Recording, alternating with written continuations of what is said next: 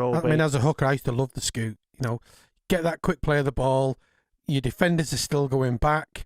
You can pick out gaps. You can see where your opposition are. And even if it's just gaining that cheeky 10, 15 metres down the field, you're advancing your team, aren't you? So, yeah.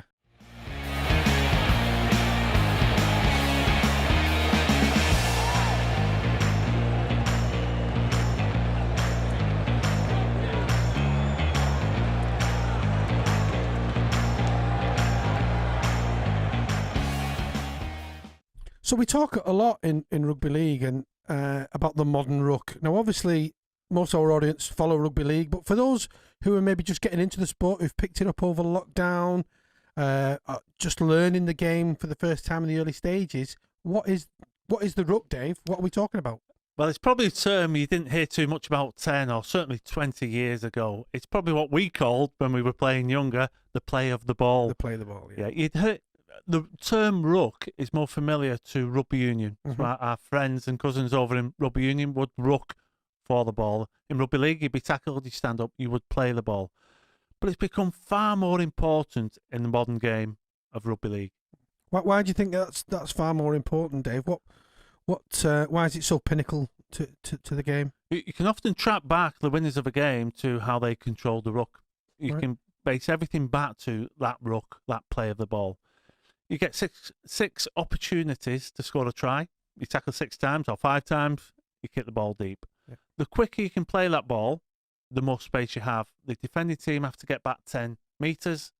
You play the ball quick, they're still running back the 10 metres. You're running a retreating defence. Yeah. If they slow you down at that play of the ball, that we'll call it for the moment, and they're back, they get a few seconds rest, they're ready, they're charging at you as you come in with the ball. So they're restricting metres. So it has a massive advantage on the space that you get. So what the defending team want to do is, after contact, slow that period of time down until you play the ball again so the team can get back. Yeah. If you're carrying the ball, you want to be hitting the floor and playing it as quickly as you can. And it's that simple. So how do you do it, though? How is that done? When this first came about, probably 20 years ago, players were told, when you tackle someone on the floor, hold them down. Yeah. When you tackle them on the floor, rotate them onto the back. Takes a split second further to jump over, They've got to turn over, get to the feet, gain composure, play the ball. Correct, yeah, exactly. So playing the ball as quickly as you can is a major advantage. So the defensive team do a lot of work now on contact. So that is the ruck. That whole process now after contact between Len and playing the ball, we call the ruck. The most modern technique is the first tackler will grab high and not try and put the player to the floor. That seems counterproductive, doesn't it, or counterintuitive to what we're taught as rugby players. Yeah. You're keeping the player up. But they're killing the ball as well, are they, at that stage, Dave? Yeah, they've got to clamp the ball or else they can simply offload. You don't want them driving you back afterwards, because then you've got post-contact meters. So you've got to grab the ball, grab the man, and keep them up in the air, but stop them driving forward. So it's not an easy task, but there are defenders who are very good at that, clamping.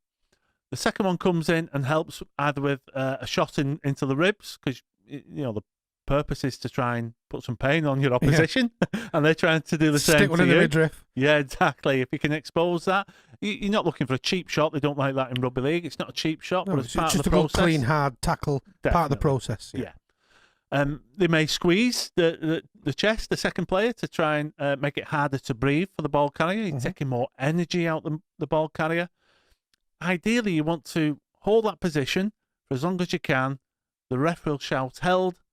Just on the call of held, if the third player can topple the legs, take them to the floor, rotate them. That's a few more seconds. Wait a second, the first player peels off. Wait another second, the second player peels off. Your defence is set, you've got your markers set, and the ball carrier is playing the ball. Very, very slow. That's what Leeds did last week very well in the couple of games that I've seen them play so far. Well, the ball carrier is thinking, right, if I'm getting clamped, I want to make some contact meters afterwards. So I need leg drive before the second players come in. If the player's going for my legs and I've got 2 up top, if I've got an arm free, I can be trying to push the player off my legs, and I can help with the drive.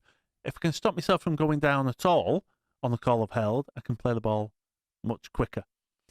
So all this is happening within that ruck. Yeah. and what used to be just a tackle and a play of the ball now is quite a complex period of time that every team wants to get right. When you're attacking, you want to bump and drop, so you find your knees, your elbow, and then they're not allowed to hang on. You give away a penalty. So they're playing the ball very quickly. You can get a roll on, the player behind then can scoot. If the markers, the defenders are still on the floor getting up, they're not going to be able to tackle you. Yeah. You can just simply pick up the ball and run.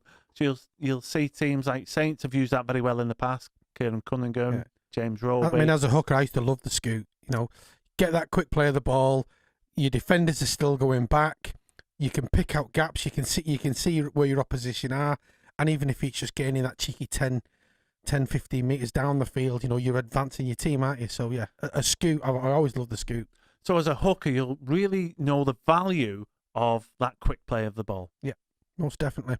And then also, like you said, that gives the attacking team time to compose themselves, build up the next assault. And we see that very well from the three quarters or the standoff, the loose forward, the hooker, who then start to control that play at the back.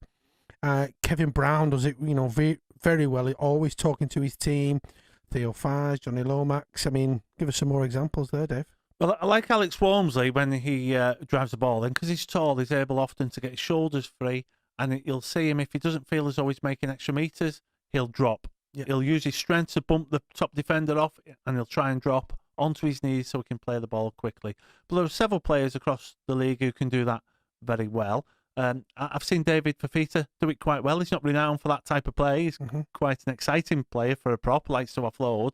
But I've seen him play the ball quickly as well. But most of forwards, it's drilled into them. It's part of the training technique now. It's not something that's just done for a couple of minutes at the end of a training session. You can spend pretty much a full training session on the ruck. It's so important. The modern ruck is very important.